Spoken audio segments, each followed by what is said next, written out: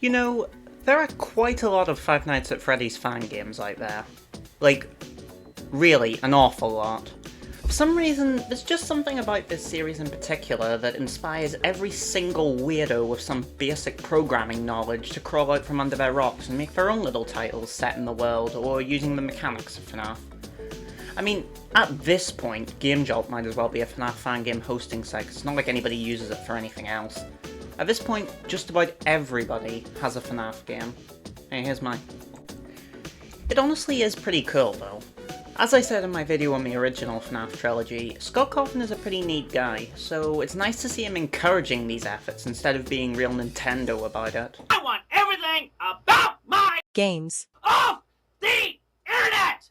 Of course, there's a lot of, shall we say, variation in quality. On the top end, we've got games like The Joy of Creation and Return to Bloody Nights, games with a hell of a lot of production value that come pretty damn close to feeling official, if not surpassing the official games. And then at the other end, you've got... yeah, no words there. Screw all of that, because I found the actual best FNAF fan game. Granted, it's only a demo so far, and this is the FNAF community, so there's a 50% chance the creator will rape someone before he gets a chance to finish it, but I've never been one to hold my horses. I'm gonna shout my praises for this game anyway, cause it is fucking cool.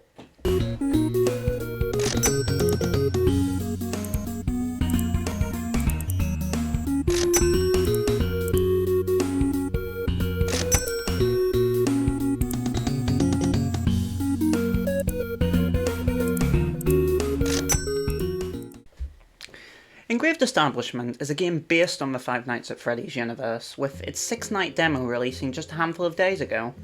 As you can probably see right away though, it's immediately distinct from a lot of the competition out there. And yeah, I'm going to be real surface level here, not like there's any difference. But the art style is one of the main attractions of this game. It's clearly based on old Bullfrog games like Theme Park and Theme Hospital and Theme 731. And it's a style that really sticks out, giving the whole thing a super strong 90s big box computer game vibe, which is fitting for the gameplay of this thing, but I'll get to that in a bit. The environments and characters look absolutely immaculate, no word of a lie. FNAF fan games are usually dominated by an aesthetic somewhat close to the original series, or pixel art stuff in the vein of Super FNAF. Hey, speaking of Super FNAF, what the hell happened to that game? I remember seeing gameplay footage of it years ago, and it looked neat, but it just sort of vanished one day. I sure as hell can't find it anywhere, not an official upload at least.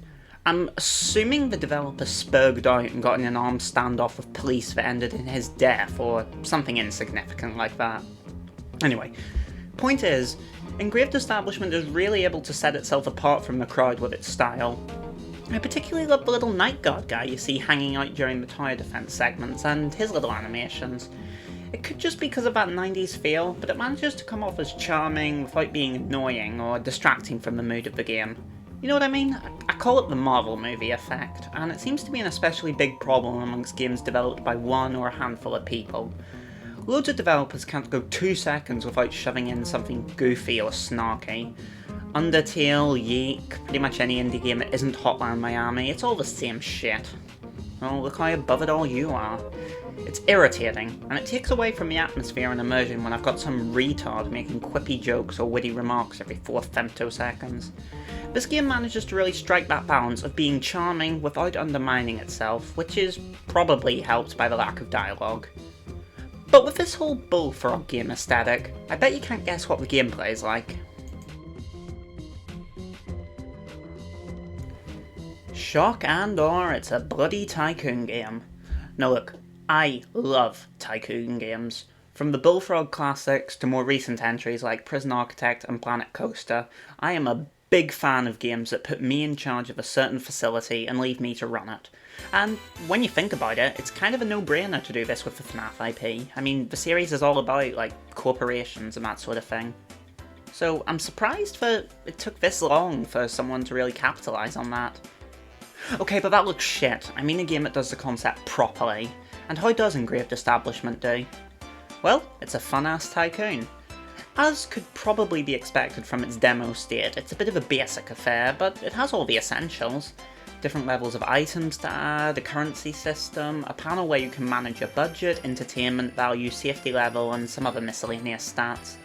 The controls are intuitive and very easy to get a hold of, though I will say that for some reason I couldn't get my mouse cursor to show up in full screen, so I had to play the whole game in Windows mode, which, if anything, just adds to the sort of retro PC game feel.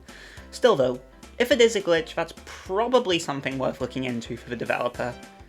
Right now, money feels very plentiful. In the game, not in real life. But that could just be because I was very conservative in my purchases. It could also be a case of, again, the game being a work in progress. Regardless, with my budget planned and the floor plans laid down, it was time for the grand opening of my new pizzeria. This place is gonna blow up, my name will be in the papers, this is a beacon to the future, a restaurant to take me to the stars. I think I will call it Comet Pizza. Huh? What the hell's a Pizzagate? Oh. Yeah, maybe I should give it a less controversial name?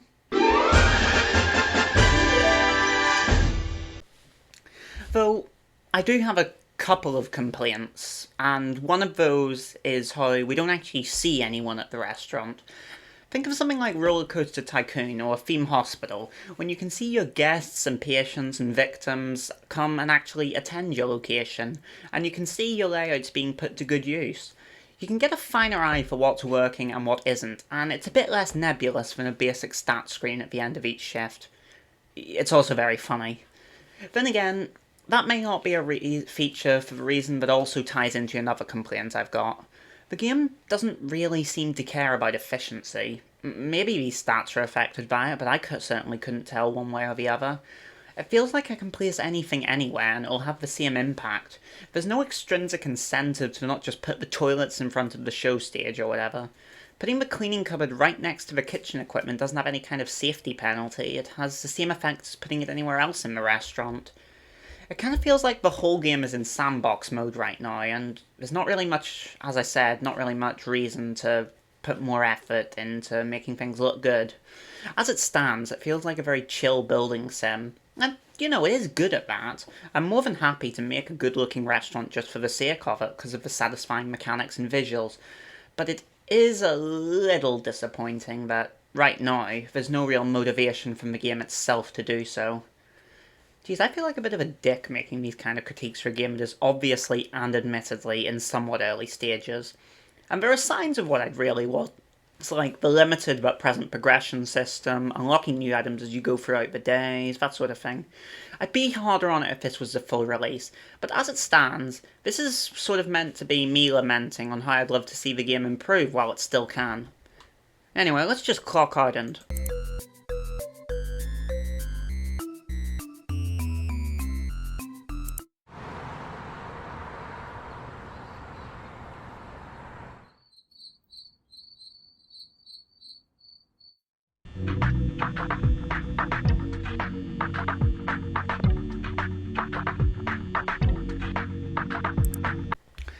Oh yeah, I forgot to mention. You know when I said this game is a tycoon? Well, that's only partially true. What we've got on our hands, boys, is a hybrid game. And when we clock out for that night shift, we go from Theme Hospital to Blynn's Tower Defense. Well, this was unexpected. I'm gonna have to be upfront and say I'm not a master at tower defense games. I love Plants vs Zombies, but I've not played much else of the genre, certainly not in an isometric style like this game, so I'm a bit, how do you say, unprepared. I mean, then again, what's new? So at the end of each day segment, when you're ready to move on, it's time for night, and we get this beautiful little cutscene. I mean, it's simple in theory, but I just love the execution of it. So packed with charm like the rest of this game. Then, we're in night mode. In the centre of the building each night sits our per security guard, as we're given some time to scout the area and start planting down defences. However, before long, the Iron Manlet appears, and we've really got to start scrambling. These guys are pretty much our main enemies throughout the nights, although they come in a few different flavours, usually in the form of more armoured variants. They move along the grid indicated by the black and white checkerboard tiles towards the office, and it's our job to stop them before they reach the guard, using a variety of tricks and traps to stop them. We've got these ball pit shooter things, our basic pea shooter defense, got the spring trap which can insta-kill but needs a long cooldown like a more retarded chomper, the poppers, and weird sex, which are essentially like a cherry bomb, instant use with an EOE insta-kill, the pizza oven, which acts like the ball pit with piercing damage, and a few utilities, including the generator to produce pyre faster, and I still have no clue. Speaking of pyre, that's how we can afford tyres. I like that, it's a cute spin on classic Fnaf iconography. The pyre block kind of acts like Elixir from Clash Royale, charging up passively over time, and building tyre costs some of this pyre. It can be a real fight in the early game to stay on top, especially once more tyres get introduced, but I found that almost every night, the pyre stops being an issue after around the halfway point. This is something that I feel is also somewhat hindered by how we progress throughout the night. Instead of there being waves or an enemy kill requirement, it's based on a timer, where we've got to survive until 6 AM, just like the real game. Again, I love that, recontextualising well-known features from the main series. It makes the game feel much more like a Fnaf game, and not some random Tycoon Tower Defense hybrid with a Fnaf skin slapped on. But the issue I have with it is that, in the first few nights specifically, it can lead to so much nothing happening, when you're just hanging around waiting because you don't have enough types of tires to get a real good build yet, and there aren't enough enemies coming to make the tension feel real. This mostly peters off as the difficulty increases though, and since this demo only has 6 levels in it, I'm sure it'll continue to get more tense and rewarding as time goes on. Even still, it remains a very fun time. And my god, that music.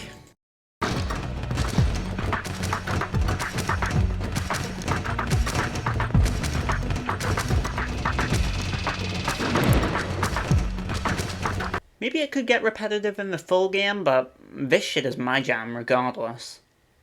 This game just has such a unique feel to it. It's charming and peppy, but manages to retain that faintly sinister underlying atmosphere that makes the first few FNAFs so special. It might just be me, but this art style actually lends a certain unsettling quality to the enemies and the animatronics on stage in the day shift segments.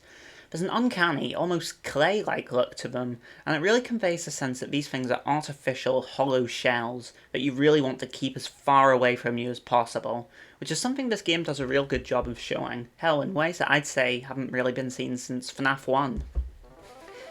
Engraved Establishment might be the single most well-crafted thing to come out of FNAF, even at this early stage, and that includes official content. The visuals and general aesthetics are top-notch, and while flawed right now, the gameplay has the potential to go far. I mean, all of my issues just boil down to things not really being fleshed out just yet. It really is pretty special that this was just made by a handful of people. It's the killdozer of video games, a genuine feat for such a small group. It's a real passion project to see something get so much effort put into it for the same payment a moderator gets. Hats off to Mr. Lucky Robo Lad and his gang, and I hope this game continues to flourish as time goes on. Maybe I'll come back to review the full product at some point, assuming it ever comes out, of course.